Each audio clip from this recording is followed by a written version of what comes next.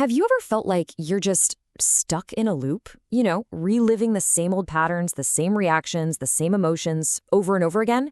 It really feels like our past has this invisible, super powerful grip on our present. So today, we're going to dive into a really fascinating way to break that cycle. And it's not by digging deeper into the past, but by using a power that, believe it or not, we all have right now. And this is the million-dollar question, isn't it? If our entire history is what shapes us, how on earth can we untangle ourselves from it to actually create something new? It's a huge question, and it can feel pretty hopeless sometimes. But the answer we're about to explore is surprisingly direct. So let's get into it. Before we can get free of the past, we first have to really understand the nature of its grip on us. And trust me, it goes way deeper than just your memories. What we're really talking about here is the unconscious past. This isn't just the stuff you remember happening. Oh no, it's the deep, deep programming you got from early childhood, from your culture, from your family, all of it. It's basically the lens through which you see absolutely everything. And the crazy part is, most of the time, you don't even know you're wearing it. And this conditioning is incredibly powerful. It's what dictates your automatic reaction when you get into an argument. It shapes your deepest beliefs about who you are. It creates those frustrating, repeating patterns in your relationships that you can't seem to shake.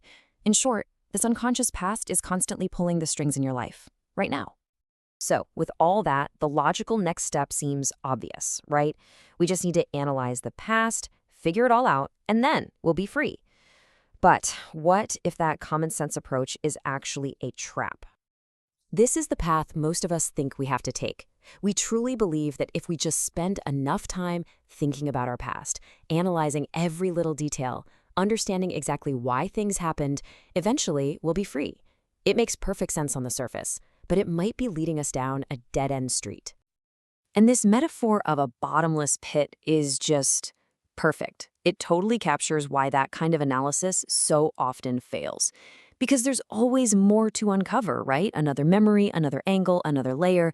It becomes this never-ending project that keeps you completely stuck in the very thing you're trying to escape. So here's the absolute crucial point.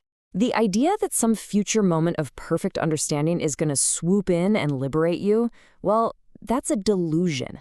Think about it. You can't use more time to become free of time. The solution isn't in the future, and it's not buried in the past. And this slide just lays it out so clearly. We have to stop looking to the future for a key that isn't there. We need to turn to the only place where freedom is actually possible, right here in the present moment. Okay, so if endless analysis is the trap, then what in the world is the key? Well, this is where we get to the absolute core of this solution, and it all comes down to the present moment. The key is so simple to say, but it is so profound when you actually apply it. It's all about accessing what's called the power of now. And this isn't about ignoring your past or pretending it didn't happen. It's about engaging with it in a completely new way. So what exactly is this power of now? It's the power of your own conscious presence. It's that part of you that can watch your thoughts and your emotions without being completely swept away by them. It's your awareness, pure and simple, separate from all the stories your mind is constantly spinning. And here it is. This is the punchline. This is the whole idea in one sentence. All that conditioning, all that pain, all those stories of the past, they're just thought forms. They're just emotional patterns. And you know what they need to survive? They need you to be unconscious. They need you to be lost in them. They literally cannot exist in the bright light of your conscious attention. Okay, that all sounds great, right? But what does it actually look like in practice? How do we use our presence to deal with the past when it inevitably comes knocking? All right, here is the critical shift.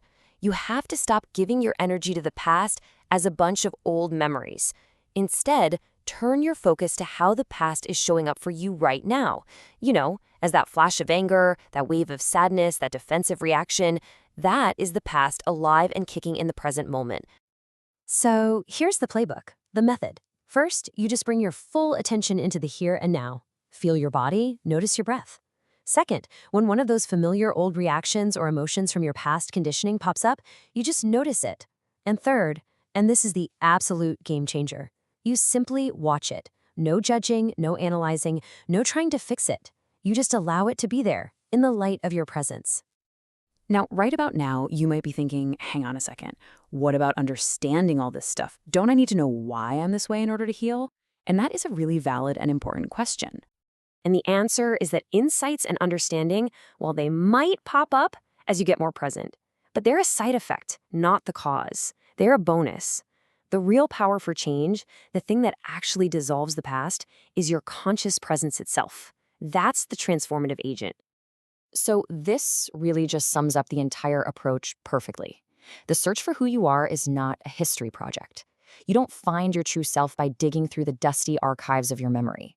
You find yourself by showing up fully to the life that's happening right here in front of you. So if we're not our past, and we're not our conditioning, and we're not our story, then what's left? What do we actually find when we practice this presence and all those illusions start to dissolve? Let's just come back to this powerful statement one more time. The past only has power when you are absent, when you're lost in thought, totally identified with your feelings, just running on autopilot. The moment you become present, you take all that power back from the shadows. Ultimately, what's left is you. The real you, not the self that you've built out of memories and labels, but the conscious, aware presence that is experiencing this very moment. Your identity isn't found in the story of what happened, it's found in the living reality of right now. And that is the final thought I really want to leave you with. Take a moment and just sit with this question. If you could put down that heavy, heavy book of your personal history just for a second, who would you be right here, right now?